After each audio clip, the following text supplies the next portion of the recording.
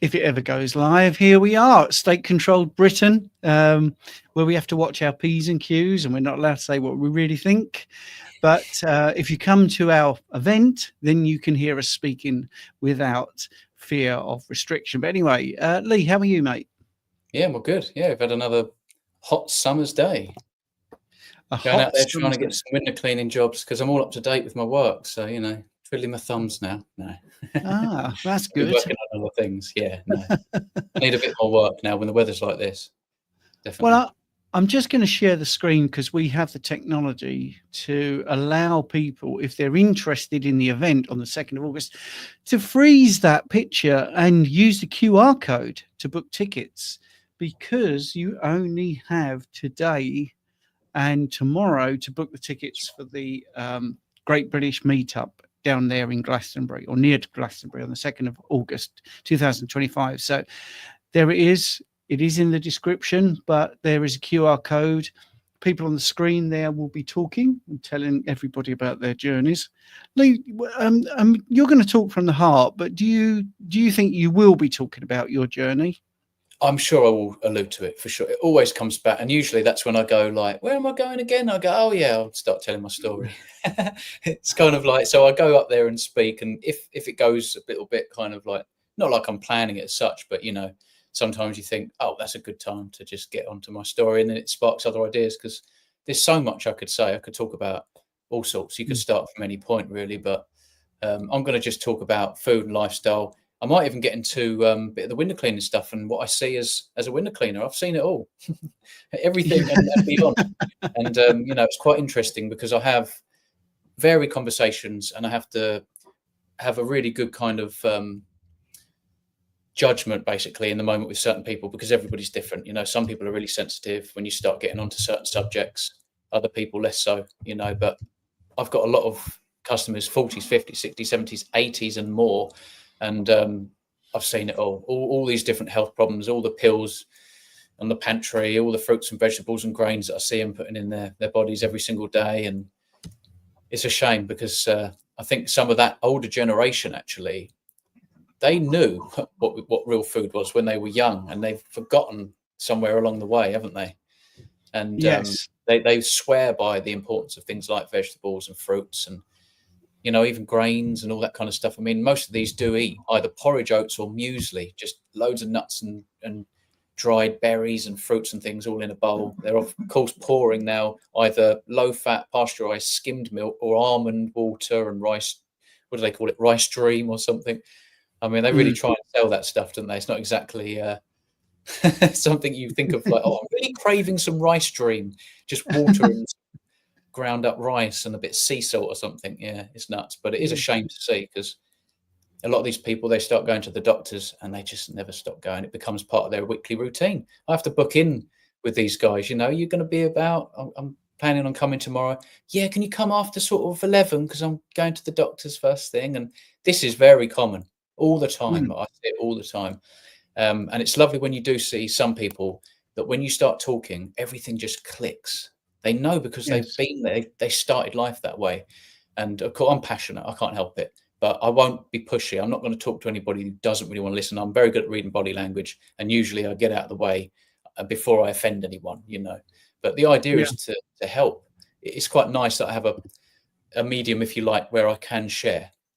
And I can talk and I can plant seeds. And that's not really what my plan is. My plan is to get up and clean windows. I hopefully don't break anything. So I want to make money and get home safely, but along the way, when we have nice conversations with different people, some of them, they honestly, they make my day having a conversation with these people. I've had such a good conversation with this lady. I've been cleaning her windows for 3 years.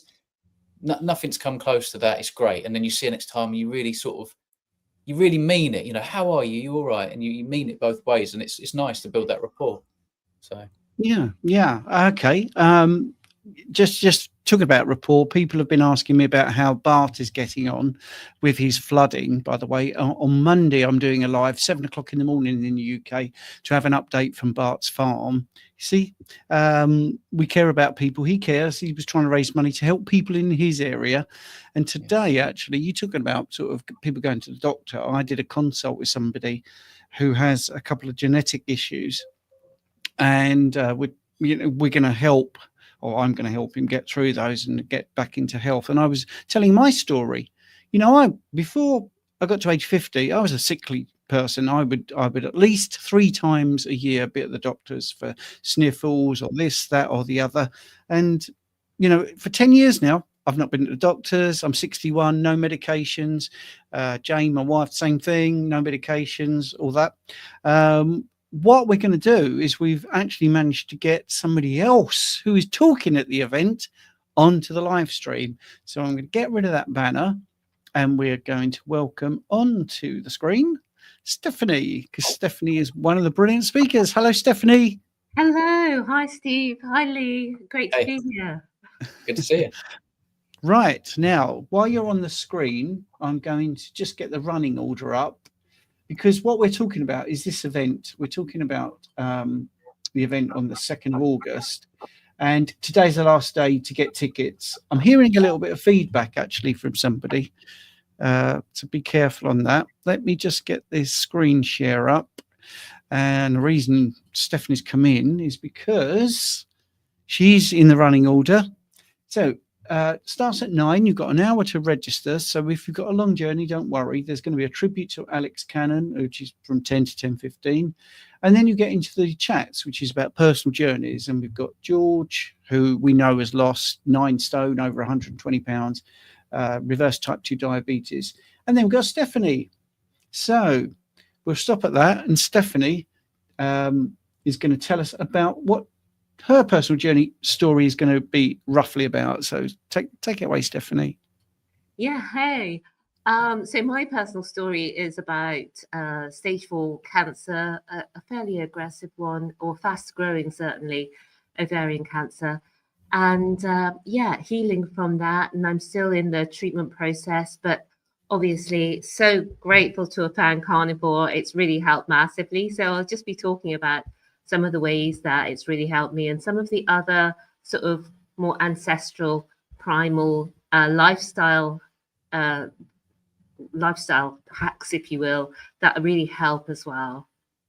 Yeah, I mean, when you were given the cancer diagnosis, were you a carnivore then at the point? I had only just started it, because I had started Carnivore because I was just feeling so tired, and that was a new thing.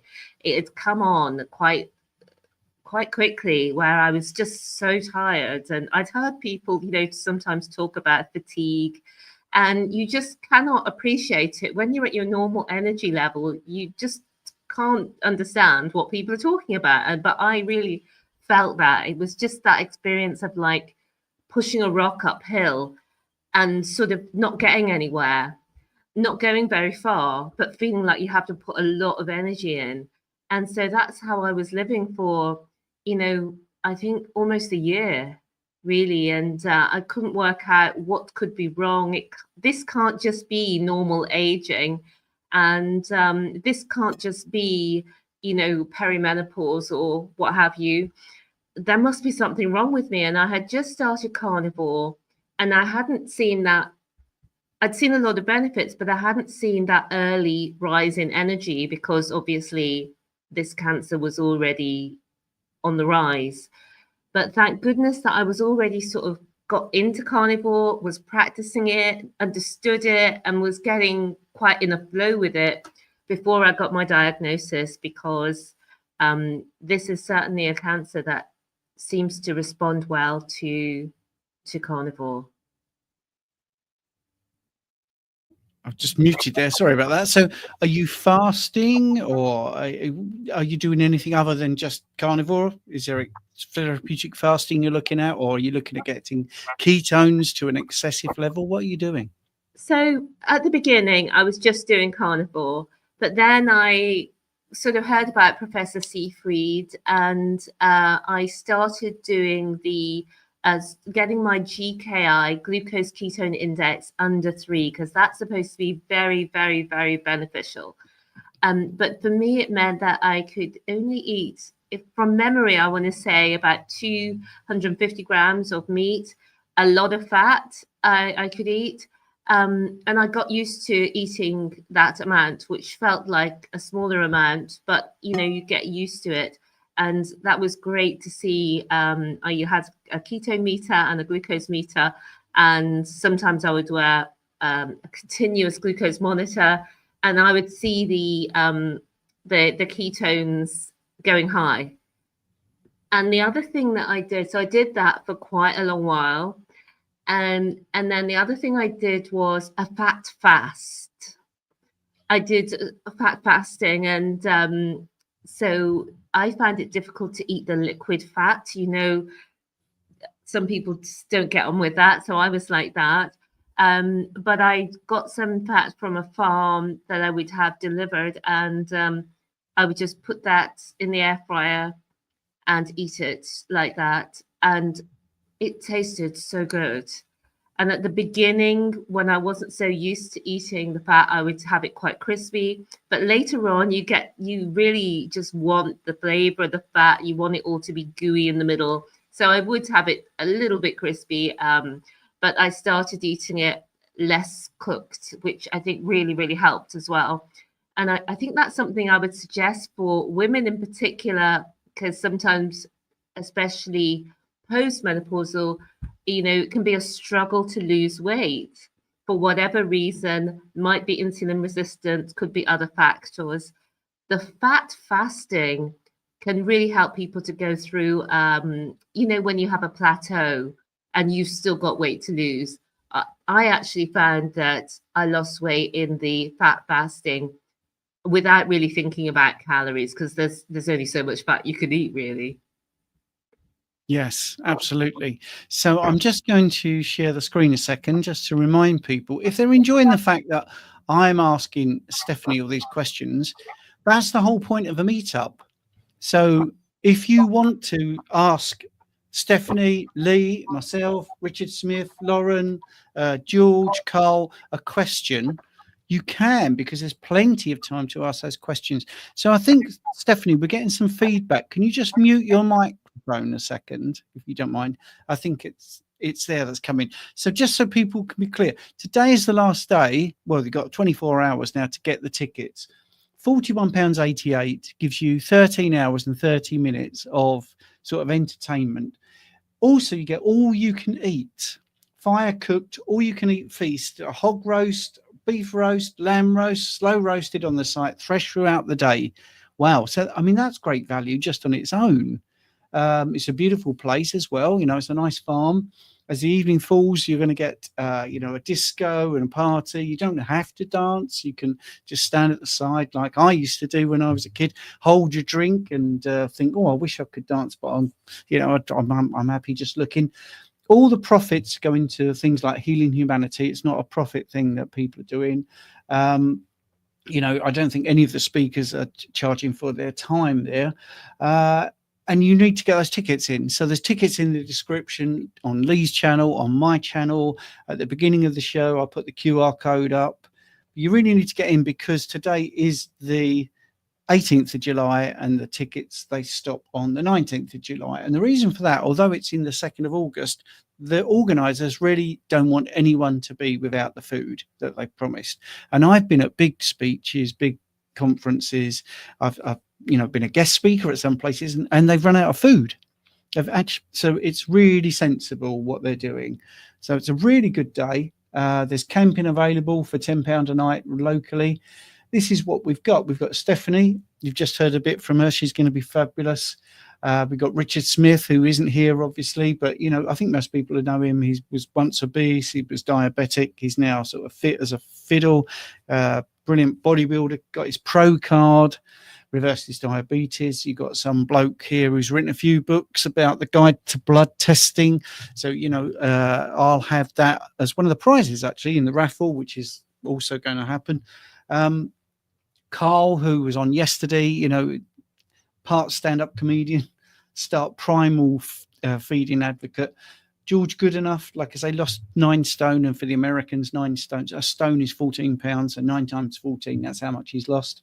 And he reversed his type 2 diabetes. And we got Lauren as well, who can't be with us because her children are playing football tonight.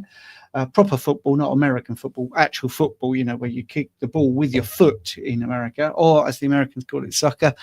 And we've also got Lee. Lee talking about his journey. So, I mean, wow, that is such good value. And of course, Carnivore Muscle. Jonathan's got a stall there as well. So if you're into bodybuilding and you want to know how to get ripped, or you want to find a coach that's going to really not let you get away with anything, you can talk to Jonathan. So it's a really good Great British meetup. And I remember, when I first started Carnivore 6 years ago, I was really worried that, all the Americans had everything. Well, they haven't now. We've got meetups and we've got lots of experts, and, you've got to get there. So make sure that you do get the tickets as soon as you can, because they will not be available from tomorrow. So if you're watching this on Sunday, it's too late. So it's Friday here. Sorry, Lee. I was talking a lot. Did you want to add a little bit? No. Should we answer a couple of questions, or do you want to add some more? Hey, no, no, go on, answer some questions. I've got nothing that important to say. I thought it'd just be funny, really, but. Well, just try and be funny then. Anyway, I'm joking. Right. Okay. So let's have a look. We do have some interesting questions. Solar Dare here. It's a two-parter. When should someone consider that the carnivore diet might not be for them? Really don't want to be like Debbie Downer, but I feel like this has only drastically increased my stress and irritability, and this hasn't helped my condition, unfortunately. Well, I mean, that sounds like it's not working for you. I mean, we're always really honest here, but what else have you tried? That would be the first thing I would say. I know we've spoken a few times, or you've messaged and we've tried to help you. This way of eating tends to help people with anxiety and mental problems. I've never had anyone not say that to me. I've never had in 6 years. So you're the first person I've ever had that happen to. I do worry it's possibly other things outside of diet. Could be environmental, could be past traumas. I think, as I said yesterday, I think we spoke about it yesterday, the day before, some things are just really tough to get past. If you've got somebody that's had abuse in the past, or they've had a traumatic event, I'm happy to talk about this because I've had that. By the time I was 23, I'd lost my mother in horrible circumstances, my father, and I'd had a girlfriend die of breast cancer, and I went deaf. Right. So, that's quite traumatic. And I would say, even if I changed from my high carb diet to carnivore during that period of time, I don't think it would have made much difference, because what I needed was a sort of social support. I needed to be able to talk to somebody. And I will share something, because I think this is a really important thing. My GP did two things which don't seem possible nowadays, because I don't think the duty of care should be allowed to say this, but she actually said, this isn't as a doctor, this is as someone that knows you. I think your deafness might be that you just don't want to hear anymore, which I can understand that as a possibility. And she also asked me if I wanted to see a psychiatrist, because she didn't feel that the death of my mother had sort of hit me, if you know what I mean. I was making it an intellectual argument. Well, she was in and out of hospital for 11 years, but, I looked after her. There's nothing we could do. People worse off than her, and some children die at birth, and, all that sort of stuff. And she said, go to see a psychiatrist. So I did. I had no problem doing that. That's one of the things that's good about the NHS. You can get access to these sort of people. And what resolved it for me pretty much in 20 minutes was she gave me permission to be angry about it, to stop making it an intellectual argument and let it be an emotional one, and admit I didn't think it was fair, and admit that it was horrible what had happened, and be cross, be cross. Yeah, obviously I didn't rip the desk up and throw it across the room and smash all windows, but I was cross, and I was cross about it, and I am still cross, because now I look back and I think a lot of what she was told, for instance, with the colon cancer, which was misdiagnosed as her needing to lose weight. I've lost Lee, sorry, he's bored me. I bored him. It was a 9 pound cancer growth, but she was told to lose weight, and she was being stuffed full of fibre. And she was given a protein shake to build herself up, and it was actually just sugar. I know that now, because what she was given, I know what it is. It was Ensure and Complan. Not good for you whatsoever. So anyway, Sorry if that sounds a bit harsh. So it might be things outside the diet. But, you know, I live in the real world. If you've tried it and you've tried all the other things, then maybe it isn't going to help you. But I just can't see any other diet actually helping more. That's the thing. I think this is it. I think it's the best thing that you can try. Absolutely. And you know, at the 3 macronutrients, there's only 2 that are essential: animal proteins and animal fats, essential fatty acids and essential amino acids. So that kind of tells you where you need to direct your focus. And I think sometimes women do need more fat than we think, because before I went higher fat, I thought I was already eating high fat. And because I wasn't very well, I needed that extra fat. And I think sometimes women especially don't go high fat enough. And higher fat can really help with mental, well, as you guys know, but I'm sure you've had these conversations before, Soledad. But perhaps if you haven't tried that, that's something you could try. Yeah, I think there's not enough specifics there for me. I wouldn't know, you know, how long have you tried what exactly? Did you feel like any negative symptoms from that and change immediately again and change to this and you cut that out? Sometimes I was having a conversation with someone about this the other day. I think a lot of people that do have problems, you know, they often abandon the diet before they get to the other side of things. And then they might come back and they just trial it for a little bit of time again and they have the same sort of symptoms. Often people are switching diets too quickly. That can bring about a load of problems. Just the body's having to switch gears, and it's just not healthy to go from, say, glycolysis to instantly, you know, cutting out the carbohydrates, high fat. You might have a load of problems. I'd never eaten so much meat in my life until I went carnivore, you know, but I think I got away with it because I didn't have my colon. I didn't have probably so much unhappy bugs down there sort of going, what the hell's going on, you know?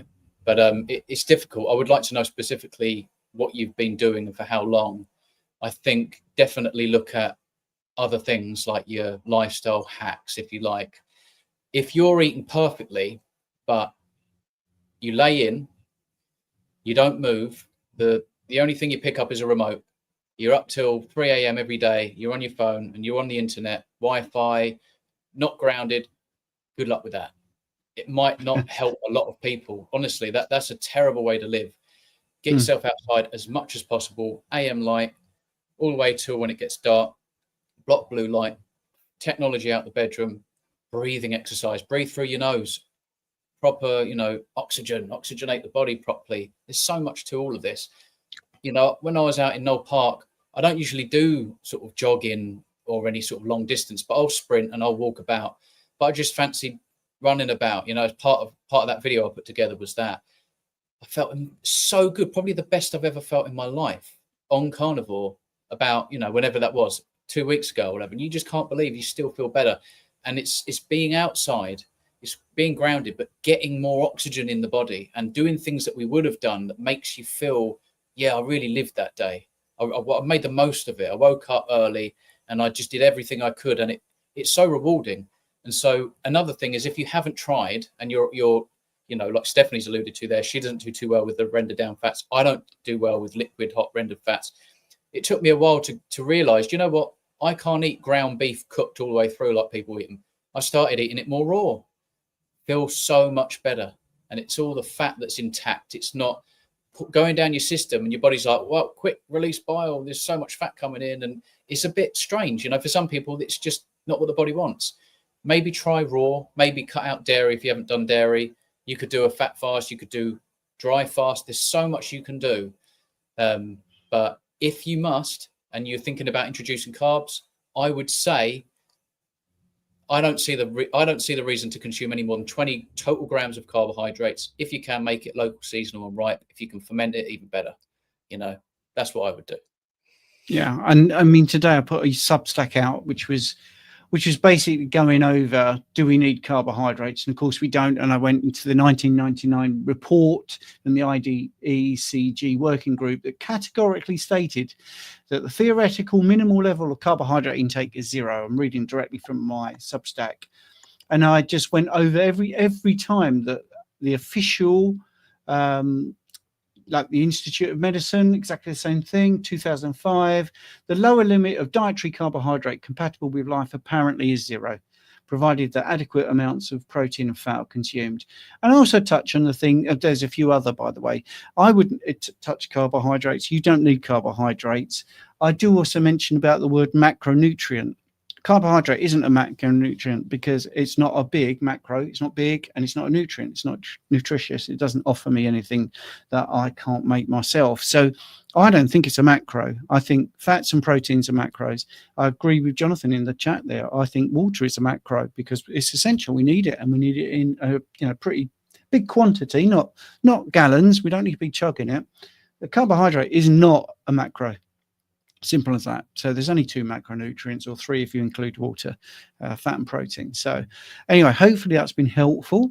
The Great British Meetup is what we're talking about. We've only got 24 hours to get the tickets. There's a link in the description on my channel, on Lee's channel. At the beginning, we put the QR code on which you can take a picture of, take you straight to the channel. Please get in there. So we've done the running order. We've talked about George and Stephanie's going to be on with their personal journey. Then you're going to have a comfort break. Then we've got Lauren who's going to be talking about years of malnutrition. We've got Lee, talking about, he's going to bore you about his bag and all that stuff. But no, it's great. Lee talks on the heart, which is great. There's comfort break, and then there's me and Richard. And by 2:00, we're done. And then you've got the community, the socializing, asking questions, talking to the guest speakers, the raffle. Like I say, there's lots of great merchandise to be able to, you could possibly win with a raffle. One of my books is up as one of the prizes. And then there's disco. So it's a great day. I hope you're going to enjoy it with loads and loads of food. We'll go back to the questions. So let's just remove that. We got another question here. I think this is fascinating, actually, from We Are All One. I'll put it out to both Stephanie and Lee. I'll answer after those two.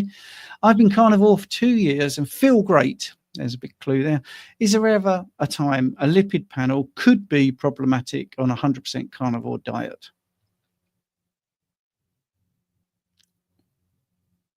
You're muted, Lee.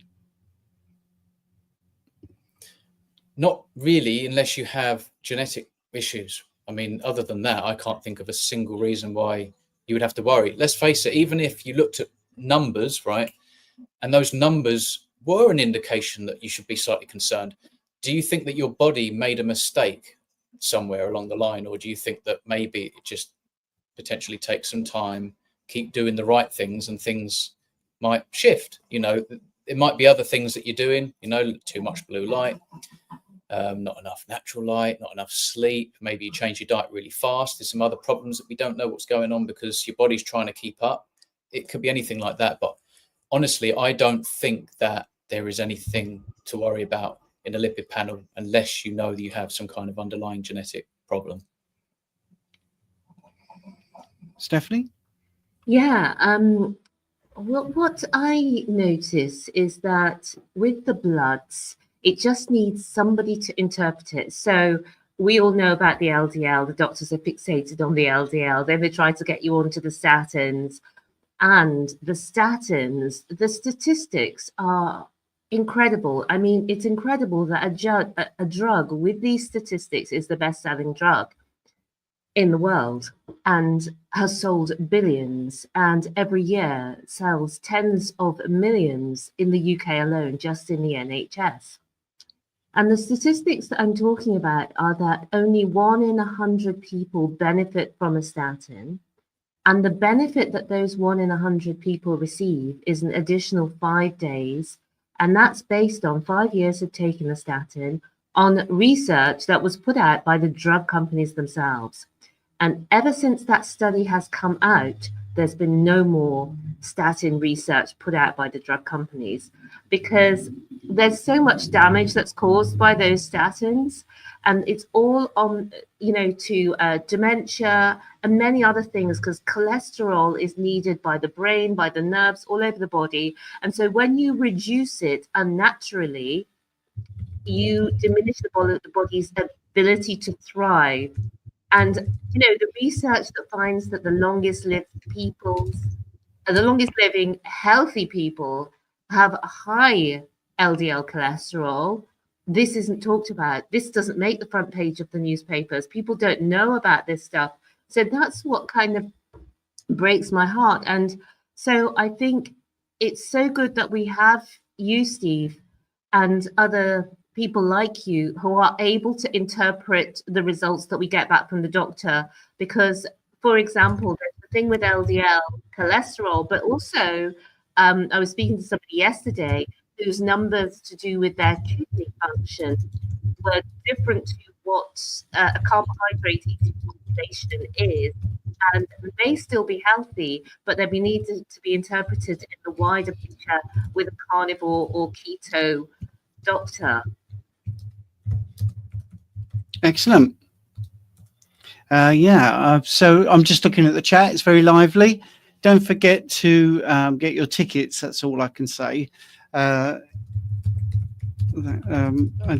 just sent a private message to you, Lee, but I don't think you picked it up. So that's why I'm sounding a little bit, what's the word? That you need to look at the private message. Right. One of the things I would say, just talking about my mother, she was told to eat lots of fiber, and that's what got her colon cancer worse and worse and worse, because it's a unneeded, unnecessary thing to add to your diet. She was having trouble going to the toilet because she had the colon problem. The more fiber they put in, the worse it got. And I would say the fiber was the thing that killed her, to be honest. It was terrible advice. I just think it's really terrible. So it's a carbohydrate that you can't digest. Right, so a carbohydrate we don't need. So I've done my scientific Substack today about it. It's not needed, and it's not digestible. So something that doesn't give you any nutrition, that you can't digest, people still recommend. It's just crazy, absolutely crazy that she was given that. So let's have a look at the next question, which is about bloods, really. So for me, apparently, carnivore over 2 years, not perfect, but still on it. Oh, and I will add my little bit about the lipids, but let's do this because it's a question. My MCV and my HC is stays low. Feel okay, but the numbers staying low concerns me. Can you help me, please? Firstly, why does that concern you? That would be the thing. So the mean corpuscular value is the MCV. That's the average size of your red blood cells. That's all it is. Small, medium, or large, right? You know, so it's low. Okay, right. Why does that worry? Why does that worry you? So the mean corpuscular hemoglobin concentration is the other one. So that's how much hemoglobin, the protein that carries the oxygen, that's how much is in every red blood cell, or it's how dense your red blood cell is, and they're low. Right. So we're talking about red blood cells being slightly small and having slightly small amounts of, or small concentration of hemoglobin. Well, what does hemoglobin do? It takes iron around your body, transports oxygen, for instance. So are you breathless all the time? Are you fatigued all the time? Are you anemic? Are your gums bleeding? Well, you know, probably you'd mention that. You feel okay, apparently. So I wouldn't worry about it. I would prefer to have some other things to be able to talk about, because that's not a blood panel, that's just a couple of numbers. So I would like the iron panel, for instance, because we're talking about the hemoglobin concentration. What's your serum iron? What's your total iron binding capacity? What's your transferrin saturation? What's your ferritin? That would be really good. We could look at the hematocrit. We could look at RDW, the red cell distribution width. We could look at the reticulocyte count, how many red blood cells are being made, how long are they living. So all of these things, the ESR, so the sedimentation rate, or the CRP, which is your marker of inflammation. There's so many things you could add. But to be honest, I don't think it's problematic because you're actually saying you feel okay. So there you go. That's it, really. So let's have a look at the next thing. Right. Kent Carnivore is writing back to someone called Angus. LDL is not cholesterol. Absolutely right. Oh yeah, we talk about lipids. So yes, high lipids, high LDL, low LDL, bad cholesterol, good cholesterol. It's ridiculous because cholesterol is a molecule that goes around your entire system. It goes through your arteries and it goes through your veins. There's no such thing as good and bad cholesterol. It's cholesterol. The same cholesterol in HDL, high density lipoprotein, is the same cholesterol in LDL, the low density lipoprotein. So that's the bad one, and HDL is the good one. But they've got the same cholesterol in. Amazing, really. So that's ridiculous before you even start. You don't get any plaques in your veins. You only get them in arteries. But it's the same cholesterol. That's a bit weird. So it must be something to do with the arteries, maybe, and not the veins. That does seem a bit odd. And also, it's not everywhere. It's always in the same places where there's high blood pressure, where the turbulent blood flow is happening, because blood has a laminar flow where it's at its best. Now, you might think, well, why is he talking about blood pressure? Well, the pressure in your veins is 1/10 of what it is in your arteries. So maybe blood pressure has something to do with it. Maybe the turbulent flow of blood, which doesn't happen in the veins, only in the arteries, maybe that has something to do with it. So we've got to start being sensible. When people talked about cholesterol being a problem, that comes from a professor feeding a rabbit cholesterol dissolved in vegetable oil. Now that is ridiculous. That rabbit wasn't very healthy, but it's a bit like getting a lion and force feeding it grass, or getting a cow and force feeding it steak. It's absolutely ridiculous. And that's the premise of the whole LDL hypothesis. I don't really get into that. So then when we start talking about apolipoproteins, apo is Latin for attached to. So if you get into those bits, it's still hanging on to the LDL or lipid hard hypothesis, because it's just the same thing under a different guise. So I don't really feel that lipids are particularly helpful. I would say when it comes to looking at incidences of heart issues, for instance, there was a recent study where they looked at 116,000 patients that were admitted to hospital with a heart issue, and they looked at their cholesterol on entrance to the hospital. About half, I think it was 52%, or no, it's 48% had normal or low LDL cholesterol. But that's pretty much nailed on then. So about half the people had normal or low cholesterol and they came in with a heart problem. Some people thought, oh, I've got a gotcha here, because maybe those people were on statins. That's why they had low LDL cholesterol. And I pointed out, well, all you're saying is statins didn't help. They ended up in hospital. So anyway, the whole thing, I think, I really find it quite unbelievable that people still try to latch onto LDL as being a problem. Right. That's it. And LDL is not cholesterol. Whoever said that, absolutely. Happy, sexy, healthy. I'm just using the lingo that doctors use. Oh, yeah, you're right. You're right. Okay, yeah. And we all have to talk about things like LDL cholesterol, because people understand it. It's like talking about calories. It's a pile of rubbish when we talk about calories in, calories out, but everybody gets it. So,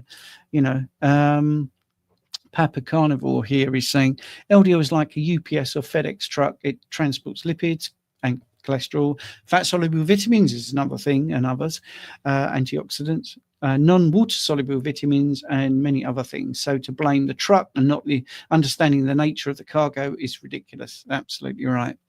So let's go back to getting rid of the questions, if you don't mind. I'll put on. Can't seem to hide that. Papa Carnivore. Oh, yeah, I just hide that. Right, let's put the banner up and we talk about this. So what are you looking forward to, Lee, at the event? Just honestly seeing people that I've seen before, seeing new people, just networking, communicating, speaking with people that are on the same page, that think and eat and have lived a little bit like me. I know we've all had our own unique problems, but it's just nice to see loads of people there that are really grateful to actually be in good health again, because most of us have known the contrary, and it's just nice to go there and sort of celebrate good health with a lot of people and just eating loads of meat. I'm looking forward to the food, looking forward to the company, and yeah, we'll see about the speeches and that. Looking forward to seeing how that goes as well. But yeah, it's going to be a good time, I think. What about you, Stephanie? What are you looking forward to? Yeah, really very similar, because being in the UK, a lot of the people that we know online are from America or from other parts of the world. And we don't have as many meetups and get-togethers in the UK. So for some of us, we actually haven't met or we don't know carnivores in person, especially those of us who live a little bit out of the way. And so to actually meet all the carnivores that we know from online, it's just going to be phenomenal. And to hear all the stories, not just from the stage, but just from all the people who are there. Because I find that every time you go to an event like this, you learn something. You learn about how people are doing things, or different tweaks people are making, or different illnesses that you haven't heard about that people have reversed with carnivore or keto. And so I think that, and the biggest thing is the thing that you mentioned earlier, is that the morning part is going to be all the speakers and the stay on stage kind of things. But then from the lunchtime, when there's going to be the hog roast and is it lamb that we got as well, and carnivore beef burgers and what have you.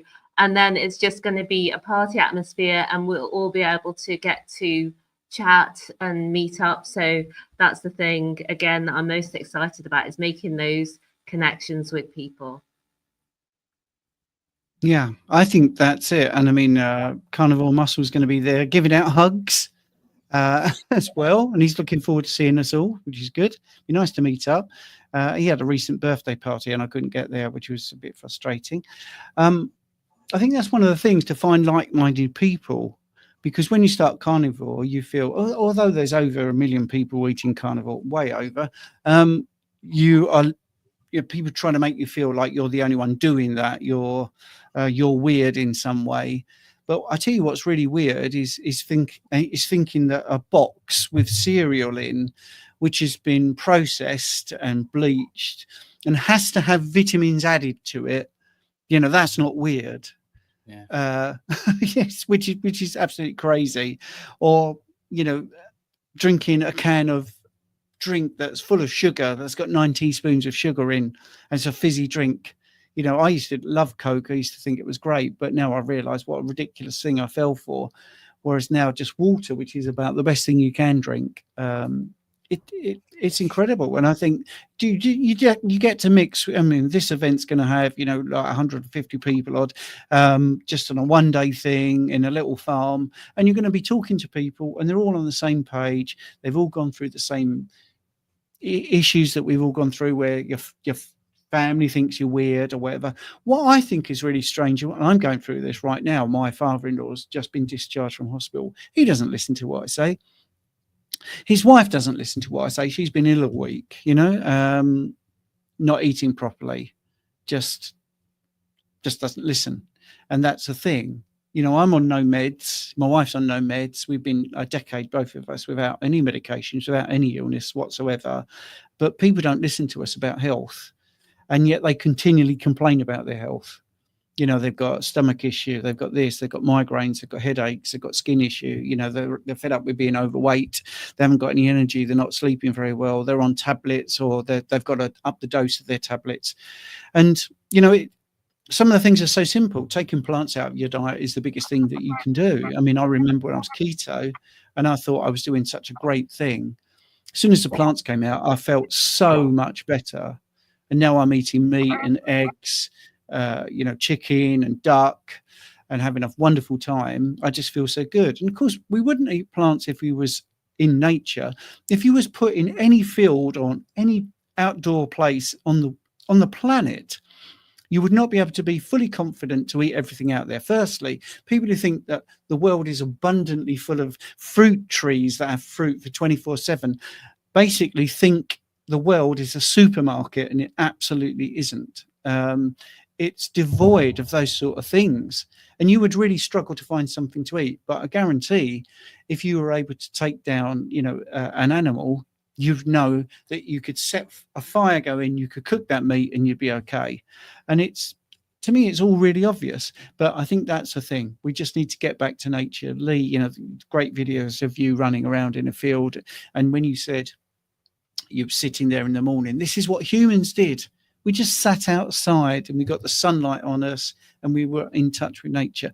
What we're doing, us three, yes, Stephanie, you look absolutely glamorous there. Lee, you look okay. But we're looking at the screens, and this isn't great for us. And all the people on YouTube, I'm not telling you to go outside. Please get your tickets first and then go outside. We've got to get back to what's really obviously good for our health. And I think that's one of the things you're going to find at this meetup is like-minded people.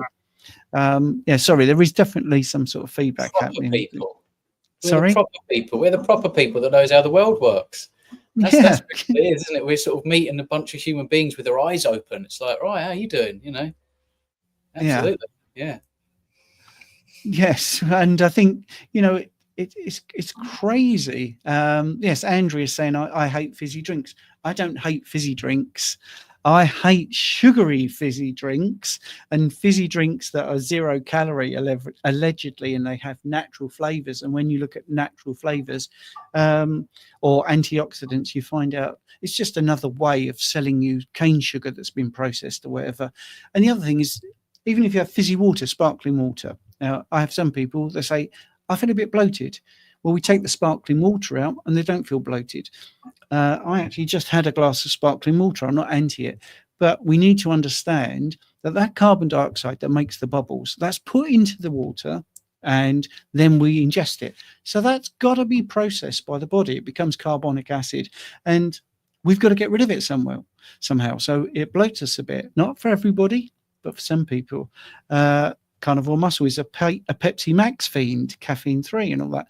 So we're all different. But let's just be sensible about this. Let's have a look. Right, have we got any more questions? Is anyone spotted, or am I the only one doing all the housekeeping? I can't see any questions actually. Just a lot of banter between people.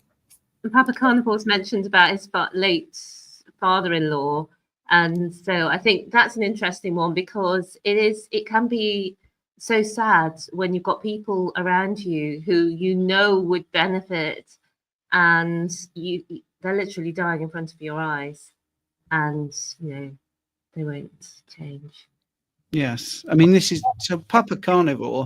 When I was diagnosed with type 2 diabetes 3 years ago, that image of my father-in-law in a wheelchair with no legs in pain was what scared me straight, and I found Dr. Berry. So this is why I get passionate about it. All right, I don't share much and hear about my family, but I have recently because it's bubbled to the surface that yet again somebody's in hospital who won't listen to any decent advice. Or my stepfather, who was actually my real dad's brother, so there was a genetic link there, had to have his foot amputated or part of his foot amputated due to diabetes. So I've seen that as well. I've seen an amputation that was down to diet. And also I get people that come to me for consults and we're able to reverse the diabetes. So we're able to stop that happening to people. So it's serious. It is a serious thing that we're doing. We're trying to get people to realize that these things that they're told that are, chronic and progressive, they're not. They can be reversed with diet. Lee, I think somebody in the chat was saying something which I've never heard, and I think is absolute not true, that meat rots in, they've got a bag like you, and the meat is always in there. That's just not true, because I've heard from too many nurses over 15 years of rehab, and it's always veg that's in the bag. It's never meat. I've tried to push it. I've swallowed bits. I've said the same thing to Ken Berry when I was on his talking about all this stuff. If you look at carnivores, you look at dogs, you look at lions, you look at birds, eagles, whatever. Do they sit there chewing all of their food because it's got to be broken? Nope.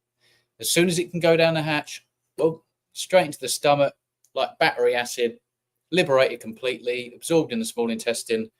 And there's water along with what looks like just like a liquid with dust, or just not even soaking it up. Until it will get to your colon, you reabsorb all that water, there's hardly anything left.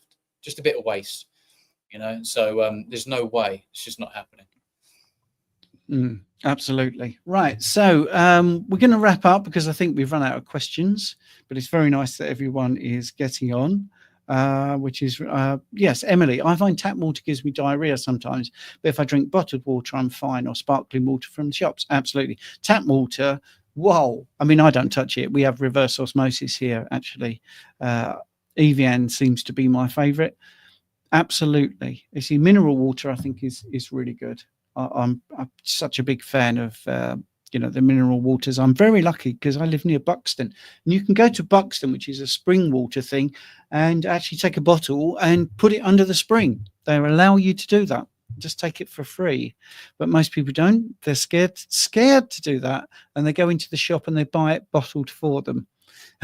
So, that's people, sadly. So let's get rid of that banner, and just for one last time, let's go through what's happening. So the Great British Meetup is happening on the 2nd of August at Sourdown Farming, Glastonbury, and it's a Saturday. It's going to be fantastic. We've got a whole load of speakers coming on. Do get your tickets. It's the last day. That's why we've been doing the lives all week, just to make sure that people know. It's going to be brilliant. We've got Stephanie, we've got Richard, got myself, got Carl, got George, got Lauren, got Lee speaking. We've got Jonathan, Carnivore Muscle there as well. 13 hours, 30 minutes. Wow, look what you get. You get all you can eat. All you can eat, and it's all fire cooked, hog roast, beef roast, lamb roast, slow roasted on site, served fresh throughout the day. I mean, basically, they're going to lose a lot of money from me because that sounds like I'll be tucking in all the time. £41.88. There's camping nearby for it's £10. If you get your tickets, you're going to love it. I think actually. All the profits go to things like Healing Humanity, which is a movie about the carnivore way of eating. And then, in the afternoon, I can't remember what Carl said. He had some whiz-bang phrase about it. But anyway, in the afternoon, we'll be able to socialise. There'll be dancing. There'll be a disco later as well. So you'll be able to ask all the questions and have your selfies and talk to each other and all that sort of stuff, and find out that Lee is actually only 3'7", and it's amazing. There's links in the comments, and like I say, I'm going to put the QR code up again because we've got the technology to do that. Make sure you come and meet us all. And we've got 7 comments. I recently saw, let's have a look at this. I recently saw your shirt on priming. My shirt on priming. Could you briefly explain? What's my shirt on priming? What does that mean? Does anyone know? I don't know. I think it might be a short. What do you think? Do you think it's a short on priming? Right. Priming, which Jonathan hates, but I will talk about. Let me get the QR code up while I'm boring everyone about priming. Let me just get that up. Yeah. But my shirt about. I haven't. Right. Let me get rid of that comment as well. I'm bigger than Danny DeVito. There you go. Winning. Absolutely winning. Right. Okay. Let's have a look. Let's get this in here. Sorry, it's so professional tonight. Right. Here we go. So the QR code is up there. If you want to take a picture of it, it goes direct to the website, just down there, just under the picture of Stephanie. Right. Priming. Yes, he hates priming. Dr. Cruz sussed out a better approach. Fair enough. And this is what I like about this way of eating. We can all have different opinions without being rude to each other, because I primed and I found it very helpful. So sometimes, and not always, I think Bart K primed as well. I'll get somebody who comes in for a consult and they say, I just can't seem to get my signals right. I don't know whether I'm leptin resistant, which is what Jack Cruz talks about. I don't know if it's my ghrelin. I don't know if I'm dysregulated because I've never eaten properly, but I don't know when to stop eating. I don't know what to do. Now, when you get to a point where someone says, I just never feel hungry, or I don't know when to stop, you could try priming. And priming is where you give yourself the permission to have 3 meals a day plus snacks, and you really eat like it's your job. Not eat, force feed it. We're talking about eating like it's your job. Now, when you have a medication, if you speak to the pharmacist, what they'd like to do but don't do is say, when you first take this, to double the dose. This isn't medical information. This is just for information purposes. And the reason many chemists and pharmacists think that is because that double dose has got a better chance of hitting the enzymes it wants to hit, because you flooded your body with it. Well, this is what is possibly behind priming, because you eat so much that your leptin gets kicked into action, or your brain's leptin receptor wakes up, or your ghrelin realizes, oh wow, that was great yesterday, we do need to eat that amount of food. Now, when Bart did it, I think he ate a ton of food, and in the first week, he lost 4 pounds. When I got to day 9, when I did it, and this is all documented, I did a live stream every single week. I think it was 28 weeks in total, because I was doing other things like gaining weight deliberately, losing weight deliberately, and priming was one of the experiments we did. I got to day 9, 9 days in a row, not 9 weeks, 9 days. And then on the Sunday, I couldn't wait to talk to Coach Raymond, who was doing it with me. And I said, I've never in my life felt like never eating ever again. That's never happened. I honestly don't care if I never see any food ever. And I'm smiling about it, but that's the first time I've ever felt like that. And it definitely changed me. And now I can regulate my food in a much easier fashion. I don't think about food like I used to. So this was 2 years into my carnivore journey, and I thought I was doing really good. And I was taking pictures of my food, sending it to Raymond, and he just said, "You don't eat very much, do you?" And that was it. I realized I was programmed by the size of the plate, what we should eat, what we shouldn't eat, when we shouldn't eat, don't be a pig, this sort of stuff.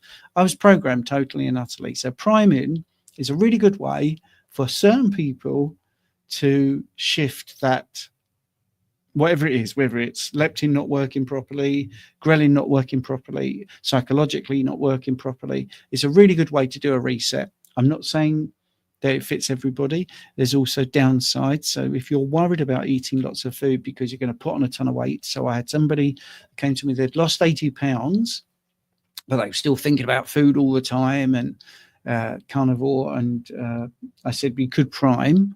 So hang on to your seats. They gained 20 pounds. They'd lost 80 and they gained 20, but then they lost 30. But what they also lost was their constant worrying about food, constantly thinking about food. Now that gaining of 20 pounds scares the living daylights out of a lot of people. And I totally get that. And her, she was absolutely really, really scared. But that's what happened. And I said, you got to trust the process, sticking with it. I mean, we're still friends and we still comment years later. 3 years later, still worked. It's great. So that's what priming did. Anyway, enough of that. That's been on the screen, that QR code for ages. This is the last chance to get your tickets. So thank you for joining the live. I hope you've enjoyed the questions being answered. I hope you enjoyed hearing from Stephanie and Lee. I've talked too much, so I'm going to shut up. I'm going to let Stephanie talk, let Lee talk. Keep that on the screen so you can take a picture, go and book your tickets. It's also in the description if you don't like using QR codes. Yeah, you got 24 hours around abouts. If you can make it, you want to come, don't hesitate, get your tickets within the next 24 hours and we'll see you there for a fantastic day that we'll all remember. Hopefully we can keep doing this every single year. So if you can't make it this year, we'll do it again. Yeah, totally. Get your tickets, because it's not often we get to meet up in this way. There are lots of other events, but they tend to be quite speaker based. So you don't always get the chance to meet all the members of the audience and all the other speakers as well. So, and have a party basically, which will be great fun. There you go. A party basically and great fun. I think it's going to be great. Yeah, Lee is way taller. Actually, I think Lee, you don't need ladders, do you? You're about 6'7". Not when I've got my reach and wash system. No, I'm about 5'6" on a good day. Yeah. Right. Okay, that's good. And Stephanie, you've probably got a couple of inches of hair above you there as well. Yeah, I've got a few inches of hair here, but without the hair, let's call myself 5'9", because I said 5'8.5" the other day, which is what I am. There were lots of jokes made, so I'm just going to call it 5'9". Let's give the hair a little bit. Yeah, brilliant.